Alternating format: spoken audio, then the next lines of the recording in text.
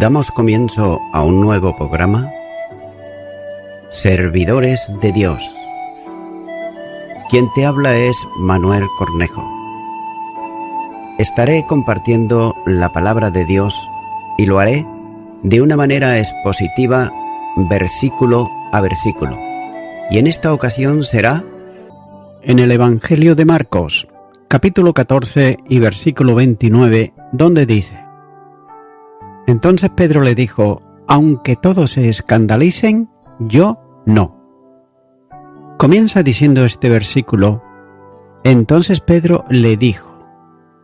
Vemos aquí, en medio de la tensión que había en el grupo, que Pedro reaccionó como era habitual en él, y lo hizo negando enfáticamente que fuese capaz de escandalizarse o de desertar, aunque todos los demás lo pudieran hacer.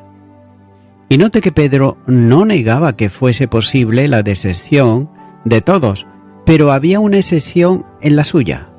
Es por eso que el carácter de Pedro se pone una vez más de manifiesto, no tanto en el sentido de prometer fidelidad, sino en el de confiar en sus propias fuerzas.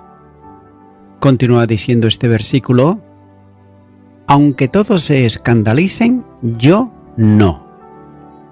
Hay por lo menos tres cosas incorrectas en la respuesta del apóstol. Primeramente, un abierto rechazo a las palabras del Señor.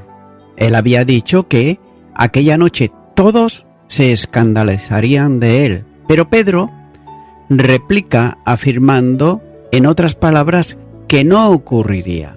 Es como si dijese: te equivocas, serán algunos, pero no todos, porque yo no lo haré. Nótese cómo Pedro no terminaba de aprender la lección de contradecir a Jesús, como había hecho, por ejemplo, en el camino cuando le confrontó aparte para que no subiese a Jerusalén para morir. Mateo, capítulo 8, los versículos 32 y 33 dice: todos le decían claramente. Entonces Pedro le tomó aparte y comenzó a reconvenirle. Pero él, volviéndose y mirando a los discípulos, respondió a Pedro diciendo: quítate de delante de mí, Satanás, porque no pones la mira en las cosas de Dios, sino en la de los hombres. En segundo lugar, Pedro hizo una arrogante valoración de él mismo en relación con el resto de los discípulos, cuando dice: aunque todos, yo no. Y en tercer lugar, está expresando aquí una absurda confianza en sus propias fuerzas, ya que cualquiera del resto de sus compañeros podría abandonar a Jesús, pero él no lo haría jamás. Entre los que se consideraba que podrían escandalizarse estaban los otros, dos del llamado círculo íntimo, que eran, por cierto, Jacobo y Juan, y también su propio hermano Andrés. Nótese cómo los acontecimientos de la cena, la enseñanza de Jesús en el aposento alto, la advertencia de que uno le entregaría, no habían servido para calmar el temperamento de Pedro, que le llevaba a una sobrevaloración de sí mismo. Continúa ahora con el versículo 30, donde dice: y le dijo Jesús: de cierto te digo que tú, hoy, en esta noche, antes que el gallo haya cantado 2 veces, me entregarás 3 veces. Comienza diciendo este versículo: y le dijo Jesús: de cierto te digo que tú. Note cómo Jesús respondió a las palabras de Pedro. Si este había sido firme, más solemne, sin embargo fue la respuesta que recibió de parte del Maestro, ya que el discípulo descansaba en su propósito de fidelidad y también en sus propias fuerzas personales. Pero el Señor le respondía en términos muy solemnes, cuando le dice: de cierto te digo. Por tanto, no dejaba duda alguna, ya que se trata de una afirmación firme y contundente. Pedro, por otro lado, dijo que él sería una excepción. ¿Podría acaso acontecer que todos lo negasen? Pero él seguía manteniendo que él no.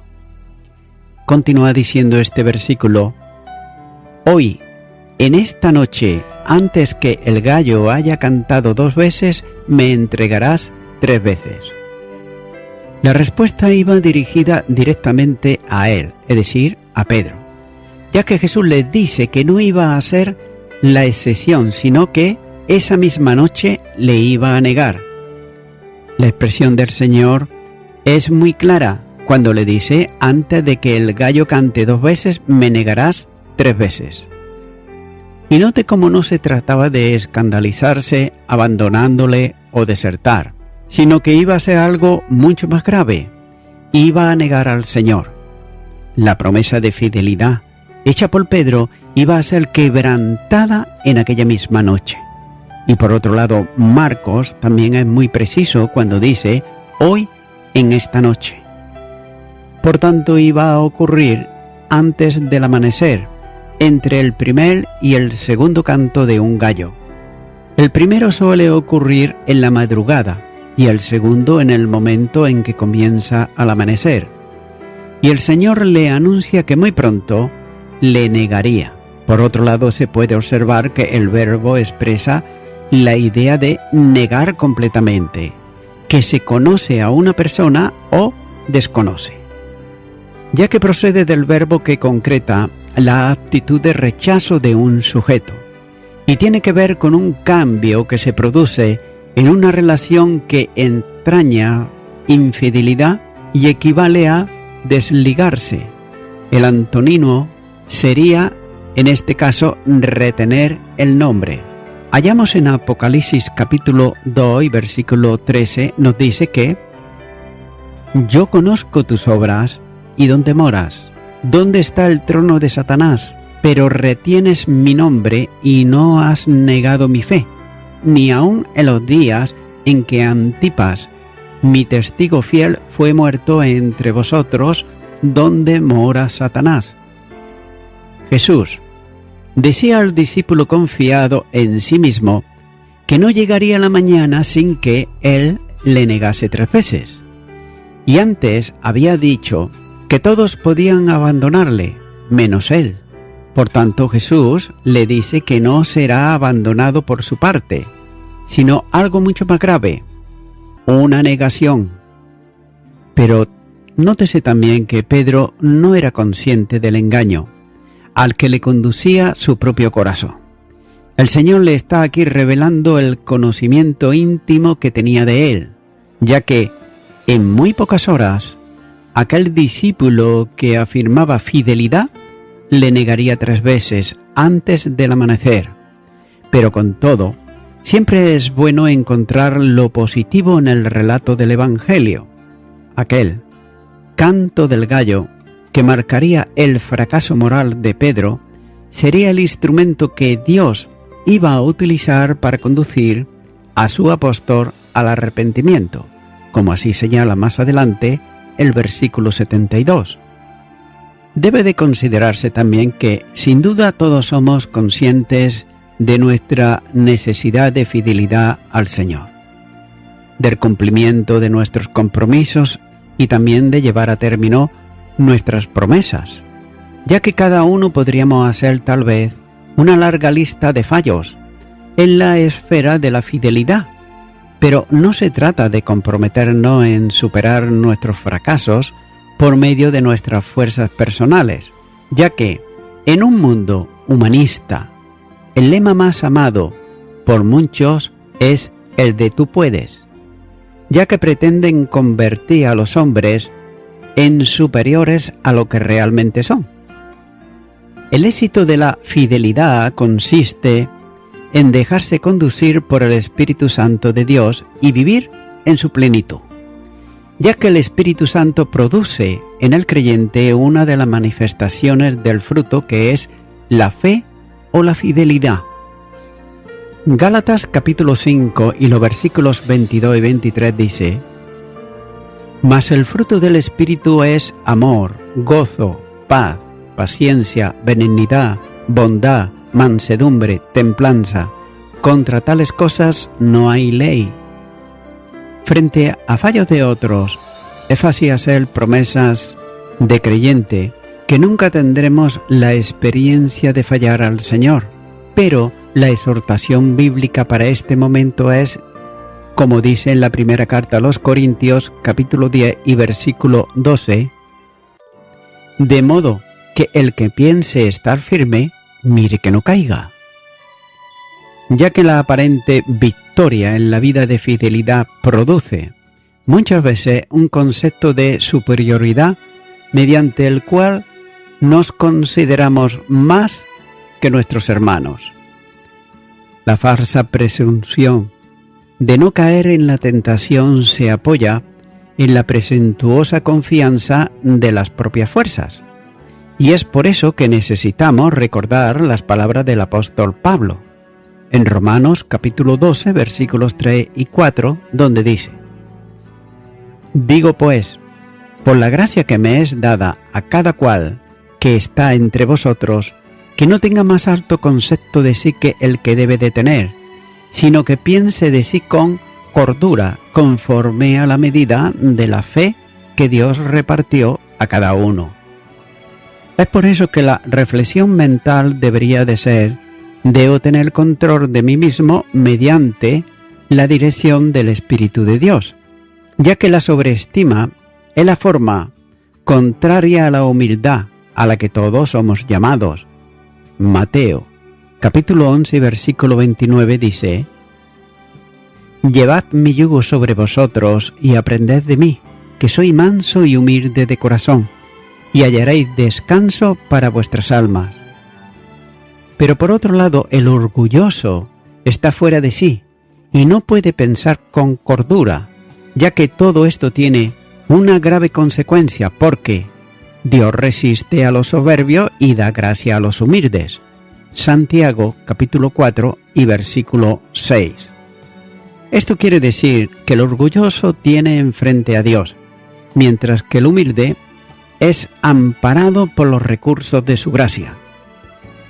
Continúa ahora con el versículo 31, donde dice: Mas él, con mayor insistencia, decía: Si me fuere necesario morir contigo, no te negaré.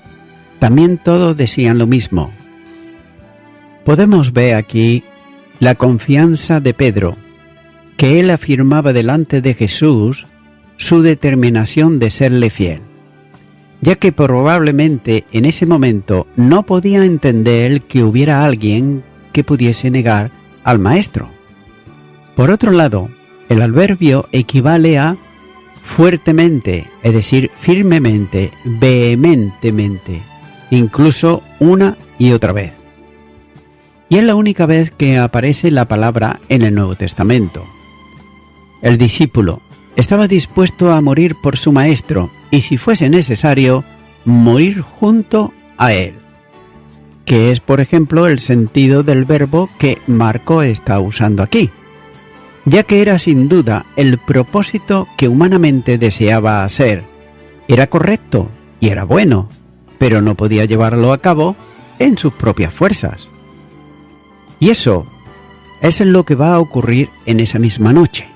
Por otro lado, nótese que es muy fácil prometer cuando las circunstancias que nos rodean son favorables, pero no es del hombre mantener la fidelidad hasta la muerte, a no ser con la ayuda de la gracia divina. Sigue diciendo este versículo: también todos decían lo mismo. Nótese aquí una respuesta firme y al ocurrir en esa misma noche. Es muy fácil, como acabo de decir, prometer cuando las circunstancias que nos rodean son circunstancias favorables, pero no es del hombre mantener la fidelidad hasta la muerte, a no ser con la ayuda de la gracia de Dios.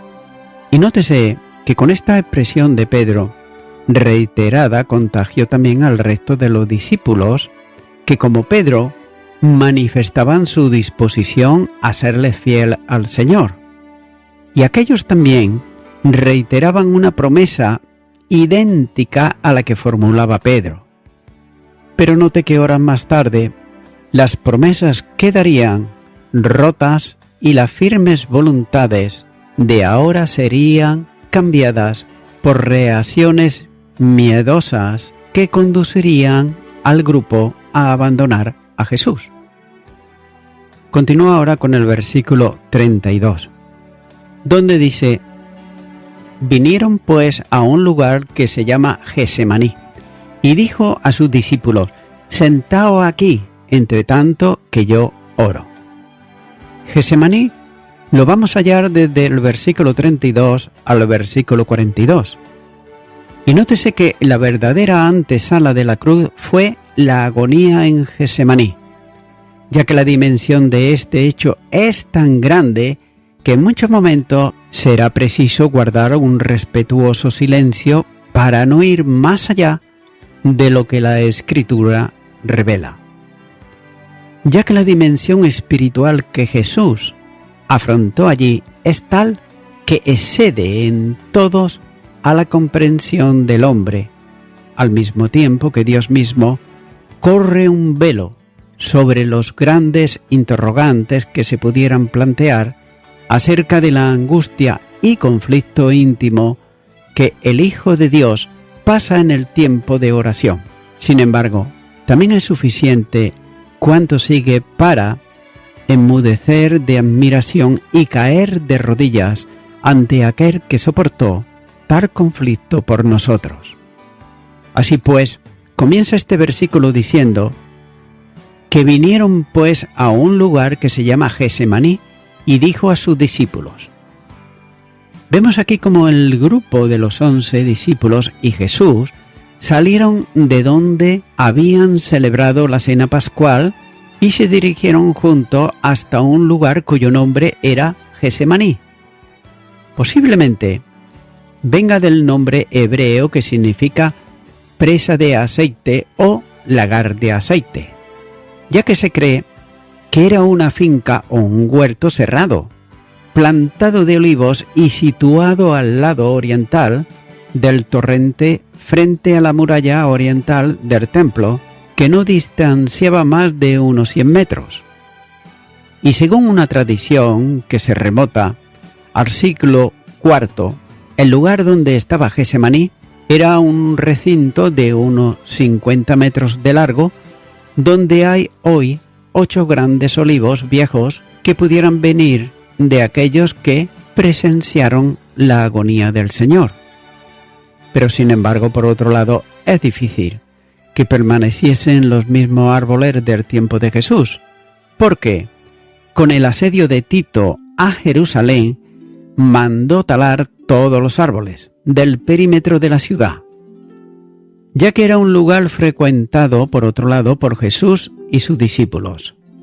Juan capítulo 18, versículo 2 dice: y también Judas, el que le entregaba, conocía aquel lugar, porque muchas veces Jesús se había reunido allí con sus discípulos.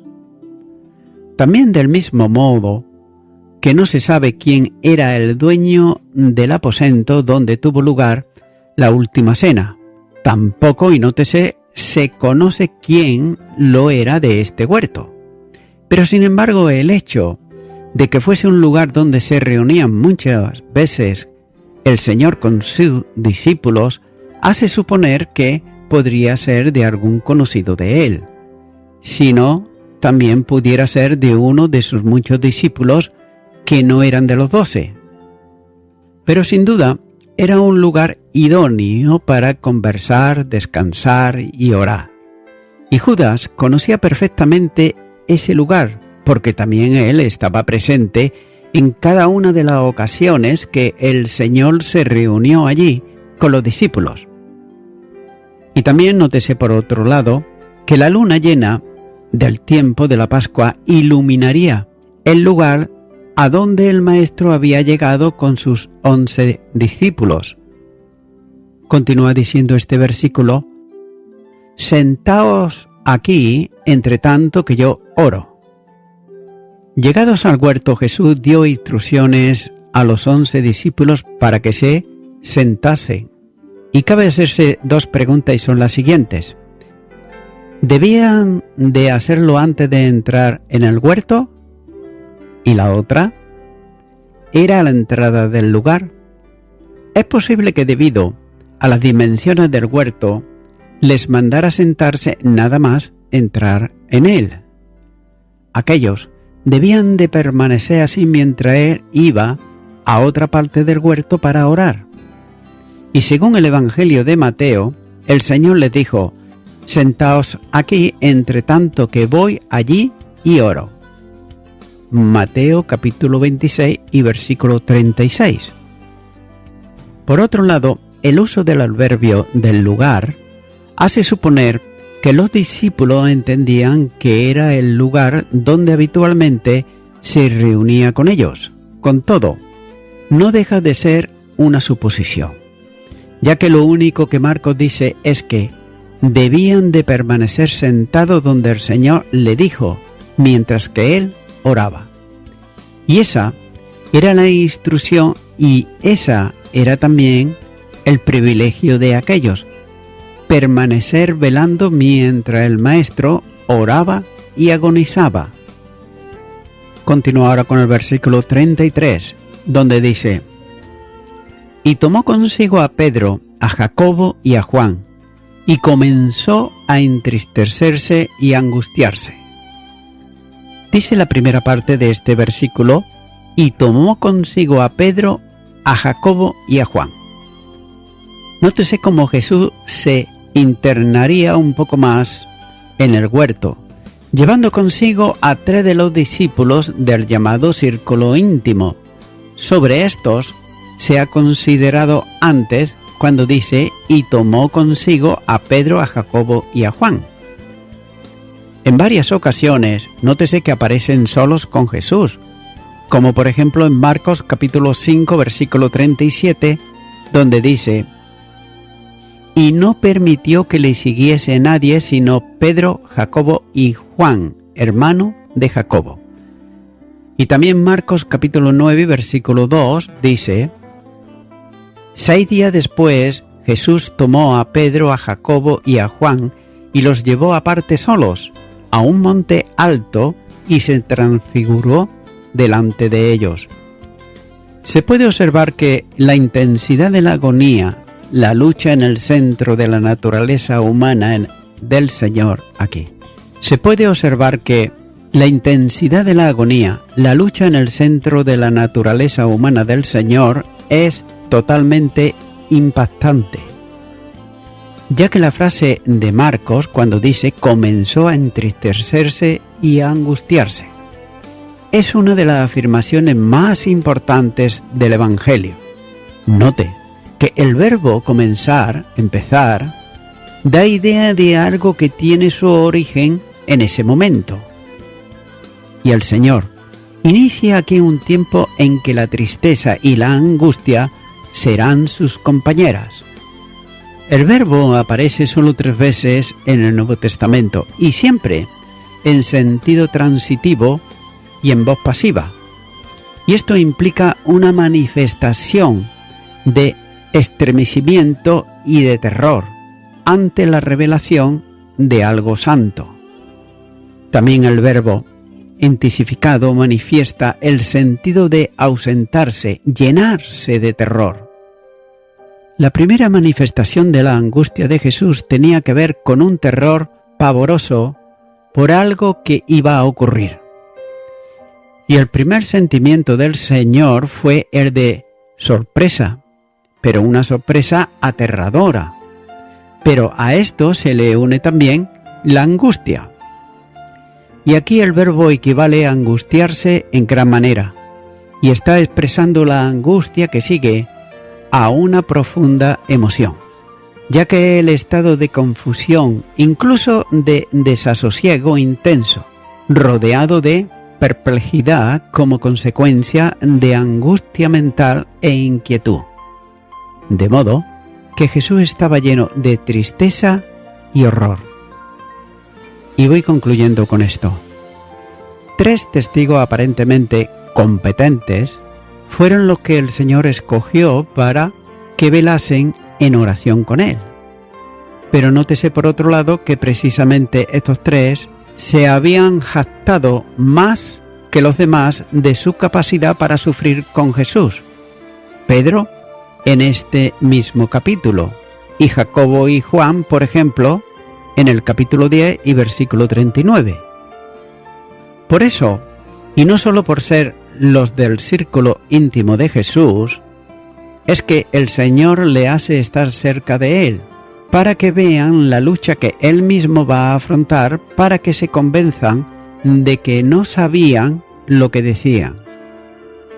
Amigo y amiga oyente, es conveniente que quienes se sienten más confiados en sí mismos sean los primeros en ser puestos a prueba, para que mejor se percaten de su necedad y también de su debilidad. Es por eso que, mi amigo, mi amiga oyente, hay veces en nuestra vida que nos pasa como le pasó a estos 3 discípulos de Jesús. Sin embargo, cuando una persona deposita su fe, su confianza total en Jesús, las cosas comienzan a cambiar. Es por eso que, mi amigo, mi amiga oyente, si tú has confiado en ti en demasía muchas veces, habrás visto que te han llevado al error o al fracaso. Y todo ello es porque no has depositado tu fe en aquel que puede aconsejarte, que puede cambiar esa manera de reaccionar en tu vida. Por tanto, yo te animo ahora, si deseas recibir a Jesucristo en tu corazón, que tú puedas hacer una oración de fe y repitas conmigo: Señor Jesús, te confieso que muchas veces he prometido seguirte y serte fiel, pero cuando ha pasado un tiempo y mi problema ha sido solucionado por ti, me he olvidado. Te quiero pedir perdón en esta hora por todos mis pecados y me arrepiento de ellos. Y te acepto ahora en mi corazón como mi Salvador. Y te ruego que me des la capacidad para no negarte, para no ser una persona fracasada, sino una persona que cumple lo que dice. Y te quiero dar gracias. En el nombre de Jesús. Amén. Amigo y amiga oyente, si tú has hecho esta oración de corazón, te recomiendo que comiences a orar a Dios, en primer lugar, en el nombre del Señor Jesucristo. Orar a Dios no es rezar, sino que es hablar con una persona. También te recomiendo que leas la palabra de Dios y lo hagas a diario. Comienza, por ejemplo, con el Nuevo Testamento. Y también, por último, te recomiendo que para que puedas crecer espiritualmente, te congregues en una iglesia cristiano-evangélica, donde se predique, se enseñe y se practique la sana doctrina y la palabra de Dios. Congrégate ahí y con el tiempo podrás crecer espiritualmente y también servir al Señor Jesucristo. Que Dios te bendiga. Y a toda la audiencia, nuevamente ya me estoy despidiendo de todos ustedes y será hasta el próximo programa. Que Dios os bendiga a todos.